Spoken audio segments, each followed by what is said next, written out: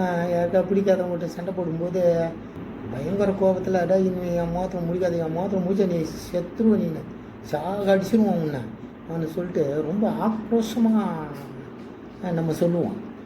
என் முகத்துலேயே நீ முடிக்கூடாது, இந்த இடத்துக்கே நீ வரக்கூடாது, உன்னை பார்த்தா உன்னை கொண்டுட்டேன் நம்ம இந்த சண்டையெல்லாம் தெரு சண்டையெல்லாம் பார்த்துருக்கோம்.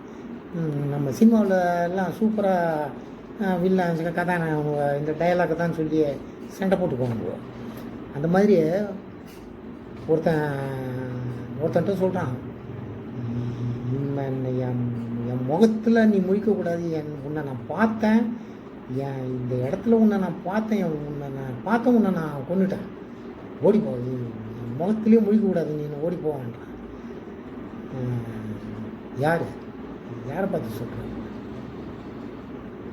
பார்வன் மோசையை பார்த்து சொல்கிறாப்புல. மோசை அந்த வார்த்தையில் அவனுடைய இப்போ இஸ்ரவேல் ஜனங்களை மீட்டு கூட்டிகிட்டு வரும்போது அவன் விடமாட்டேன்னு சொல்ல இப்போ கர்த்தர் பெரிய அற்புதங்களில் ஒன்றா செஞ்ச அவருடைய வல்லமையை காமிக்க. அப்போ மோசை 3 நாள் அவன் இது பண்ண 3 நாள் காரியம் வந்துடுது.